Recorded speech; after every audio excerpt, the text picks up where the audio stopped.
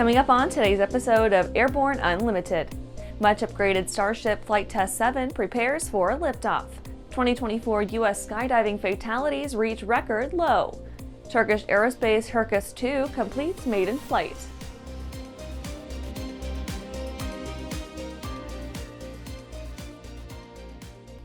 Welcome to Airborne Unlimited. I'm your host, Holland Lee. Let's get into today's stories. Much upgraded Starship Flight Test 7 prepares for liftoff. SpaceX is gearing up to send Starship on its 7th test flight with a new and improved ship. Test Flight 7 will feature several improvements to the Starship upper stage. Its forward flaps were shrunk and moved further from the heat shield in an attempt to reduce their thermal exposure. SpaceX also upgraded the propulsion system by adding 25% more propellant volume and a new fuel feedline system. The vehicle received new avionics in the redesign, giving additional redundancy and mission flexibility. Engineers installed a more powerful flight computer, integrated antennas, and more cameras, streaming over 120 megabits per second of high-def footage for the team to monitor real-time. Starship will deploy 10 Starlink simulators on the mission that are similar in both size and weight to the next-gen Starlink satellite design. The flight test will focus primarily on coordinating the ship and its booster's return. In the 6th flight test, the Super Heavy booster was unable to return to the base due to communication errors with the tower. It instead performed a controlled landing in the Gulf of Mexico, and the ship splashed down in the Indian Ocean as planned. SpaceX is eager to get the booster catch right on Flight Test 7 and has made numerous hardware changes to the launch and catch tower to make it possible. After the break, JetBlue fined $2 million for chronic flight delays.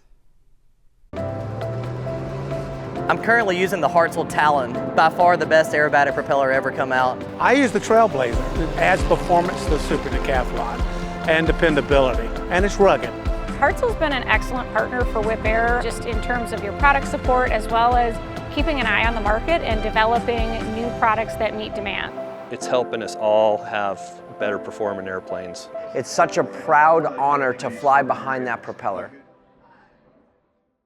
Looking for a new generation of proven and efficient aviation power plants that boast modern engineering, electronic ignition, and both direct and gear drive systems? With 100 horsepower to 240 horsepower, the Skyline and Redline engines offer uncommon value in an overpriced industry. Whether you are looking for fixed wing or rotor, MW Fly Americas has been established to service the American market with dedication and expertise. MWFlyAmericas.com. Welcome back. Now let's take a trip around the patch for some shorter stories. JetBlue fined $2 million for chronic flight delays. The DOT has penalized JetBlue Airways for, quote, operating multiple chronically delayed flights, end quote.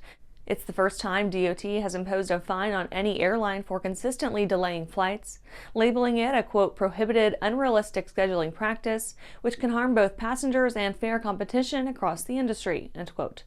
The DOT has ordered JetBlue to stop chronic flight delays and to pay $1 million to the U.S. Treasury, and the other $1 million to passengers who have been impacted by the chronic delays. AMA optimistic on higher Class G altitude limits. AMA has been working with the FAA to gain approval for model operations at higher altitude limits in Class G uncontrolled airspace. Currently, the limit is 400 feet AGL, the same as applies to SUAS operations. But the AMA is encouraged that it will be raised. The AMA has been in discussions about this with the FAA for years, and the group expresses optimism that the FAA will allow the higher limits at fixed flying sites nationwide. JPL reveals potential Ingenuity successor, Mars Chopper. NASA's Jet Propulsion Laboratory began design work on the next-gen Mars helicopter to replace its stalwart first vehicle, Ingenuity, which was planned for only 5 flights as a tech demonstrator, but ended up completing 72 missions before a nav glitch led to a hard landing that damaged its rotors. JPL's Teddy Zanethos recently made a presentation at a meeting of the U.S. Geophysical Union about the initial concept and design work on the next-gen helicopter. For now, JPL is calling it the Mars Chopper. Laughlin AFB sends off its final T-1A Jayhawk.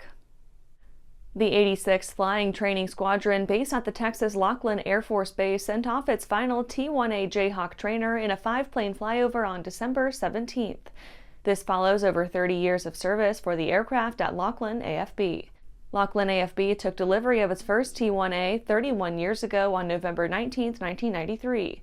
The 86th FTS, under the 47th Flying Training Wing, received its last Jayhawk less than 2 years later on January 15, 1995. The trainer is used to prepare students to fly larger aircraft. That's it for today's Trip Around the Patch. Let's get back to the rest of the news.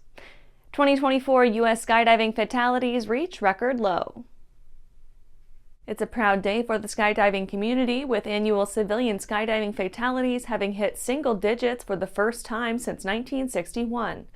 The number has been on a steep descent in the past few decades, despite the exponential growth of the jumping community. A total of 9 people died in civilian skydiving incidents in 2024. This is the lowest annual number recorded since 1961 and marks a significant decline from the 2000s and 2010s. The highest number of deaths ever recorded was 56 in both 1979 and 1981. The jump down to 9 is almost impossible to believe, especially considering how small the ratio of skydives to fatalities has become. Though the official number of jumps is still being calculated by the U.S. Parachute Association, it's expected to be even higher than the approximately 3.65 million skydives in 2023. The current lowest index rate, or fatalities per 100,000 skydives, was set in 2023 at 0.27. The year also only saw 10 skydiving deaths, which held the record for fewest fatalities until being replaced by 2024. The most common cause of civilian skydiving fatalities is landing issues, including both intentional and unintentional low turns along with non-turn related factors. Other common causes are entanglement or instability, incorrectly following emergency procedures, equipment malfunctions, or medical problems. After these messages, Turkish Aerospace Hürkus-II completes maiden flight.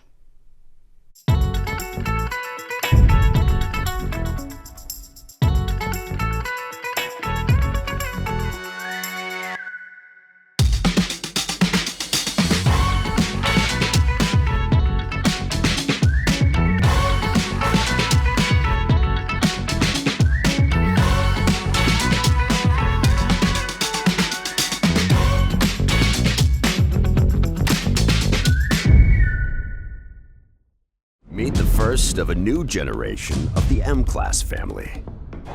The M700 Fury. An aircraft worthy of the name, an indomitable force. The M700 Fury transcends traditional limits. With more power, blistering performance, a finely appointed interior, and the luxury of what matters most. Time. Experience the Fury. Join the legacy. Welcome back. Turkish Aerospace Hürkus-II completes maiden flight.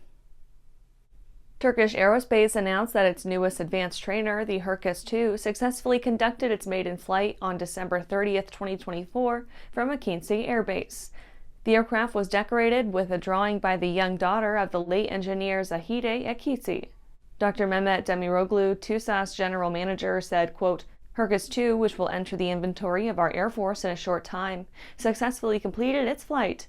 Seeing our dreams come true one by one shows how close we are to our future goals, end quote.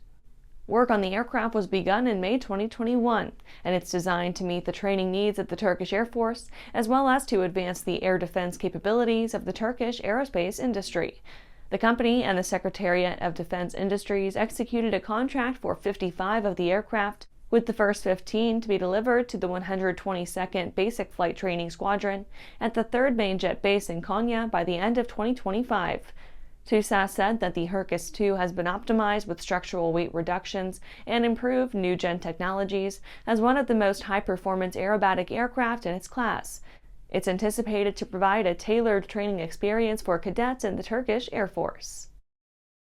And that's our show for today. You can catch episodes of Airborne on YouTube, Roku, or Fire TV. Just search for Aero-News or Airborne. And don't forget to follow us on social media. Thanks for watching.